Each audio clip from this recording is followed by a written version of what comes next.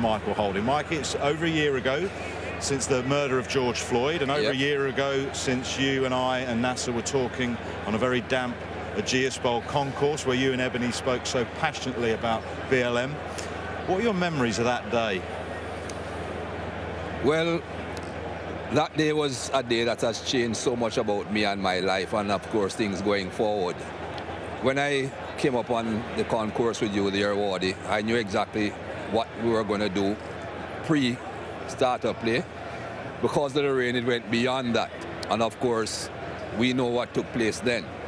I didn't expect the reaction that I got, to be honest, from all over the world. I got so many positive messages from all over the world about what they had heard me say and how impressed they were with the way I had said it. And as you know, I thought, okay, people will understand where I'm coming from. Let's move on and hope that people get the message and people will actually want to act on that message.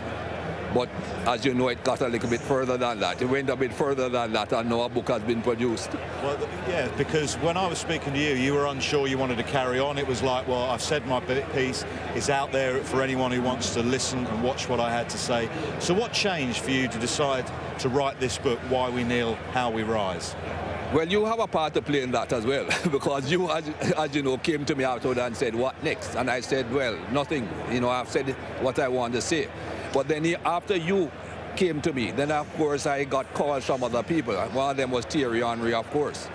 I am a big admirer of Thierry Henry. I love football. He's a master. And when I heard that he wanted to speak to me, it shocked me initially. But then we had a good long chat. And he said, Mike, we have to keep on talking. We have to do more. Then I got other calls from other people. And of course, Ed Hawkins, who did my last book, said, Mikey, we need to do a book. And even when Ed said that, I said, Ed, no, I ain't going down that road again.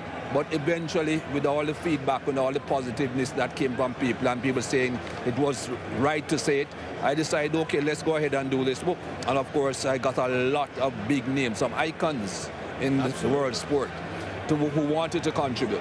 So what was the purpose of the book then? What do you want to get out of it? What I'm trying to do, Wardy, is to educate people. That is what I said then, that education is the way forward, and I'm trying to educate people as to why there is racism, how racism started, why it has continued, and the history of it all. And that is what I'm trying to do with the book. And I've delved into a lot of history. History that has not been taught, history that has never been taught in schools. As I said then, when I was a young man growing up in Jamaica, I was never taught anything that black people or people of color had done that was good. All you know about with black people historically was slavery. Well, as we know, and as I have found out, black people and people of color have done a lot of fantastic things that have been hidden, because they want to portray this thing about white superiority, white supremacy.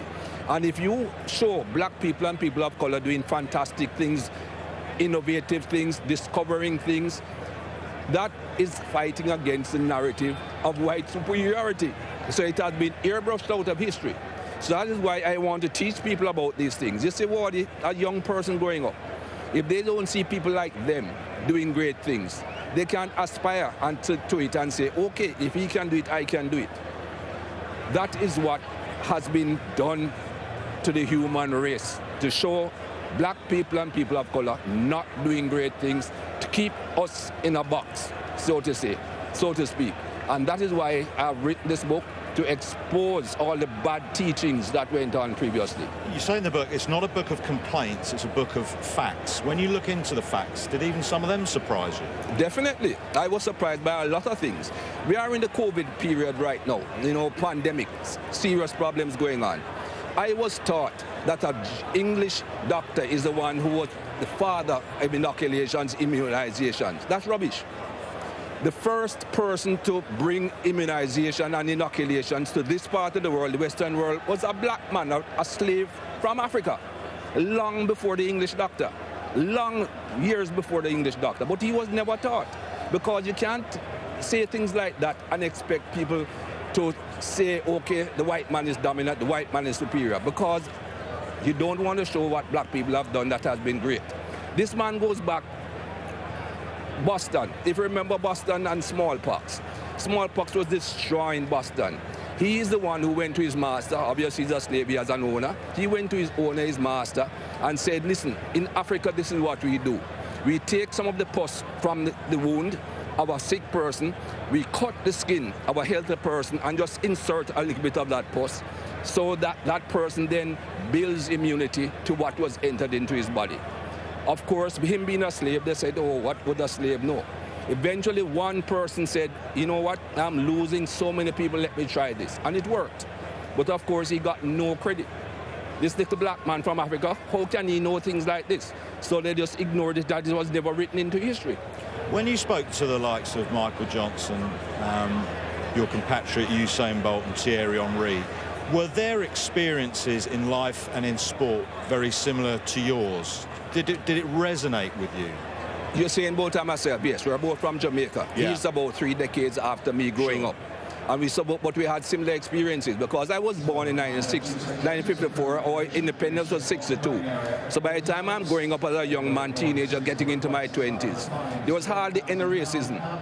Classism, yes, but hardly any racism. Usain Bolt, similar situation, he came much later. I don't think he ever experienced racism. But Michael Johnson, growing up in America, where the black man is 13% of the population, Thierry Henry, similar situation. Those guys experienced a lot of racism throughout their life. And both of them, though, said that they did not experience it until they left their community. And the same thing with me in Jamaica. When I left Jamaica the first time, I experienced it.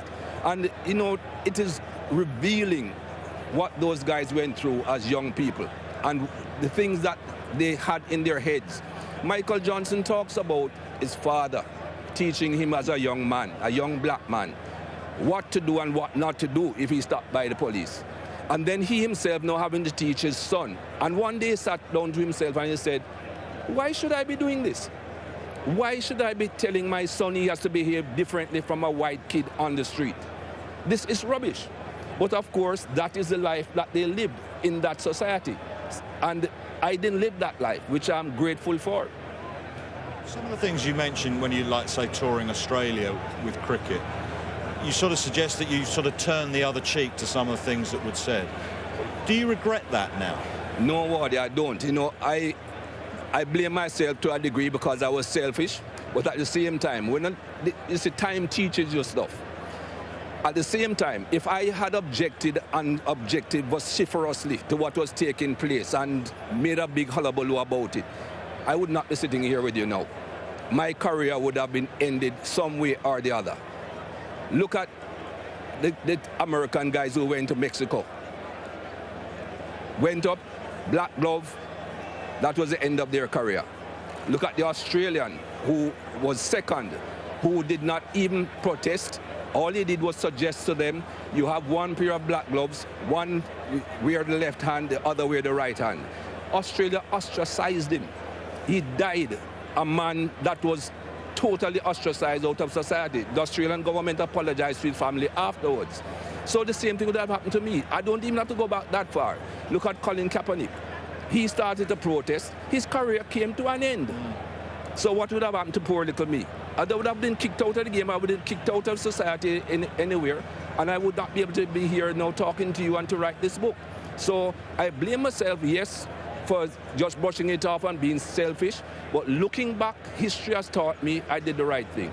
Conversations are happening. And in America, for example, Nike, Apple are starting to put some big dollars into projects. Bank of America. Yeah. So is progress being made? Progress is definitely being made. But as I said when we were recording that program, the anniversary, I would love to have seen a lot more progress here in this country. Yeah. I want to see this country really taking a firm grip of the situation and doing things that people can look and say, yes, times are changing, people are accepting that things are wrong, and we can move forward. I'm very disappointed with some of the things that I hear people saying, but it doesn't surprise me. I'm disappointed but not surprised. When you hear people talking about BLM is Marxist, some of the people that are talking about BLM being Marxist, they don't even know who Karl Marx is or what he stood for. But they tell you that because they're trying to pull down the movement of Black Lives Matter.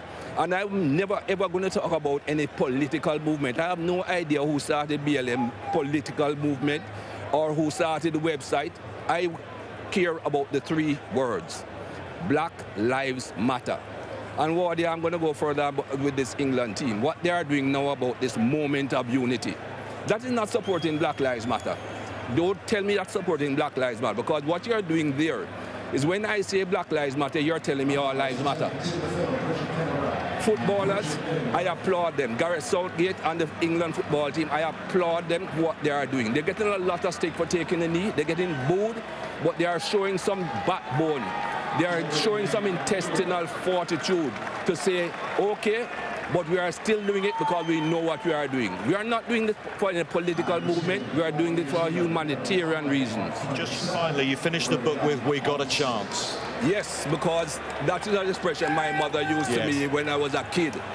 And I see that we have a chance because I see movement, Wardy. It's slow, yes, but as I said from last year, I don't expect huge strides. But once we keep moving in the right direction, I'll be happy with that. And I definitely see movement.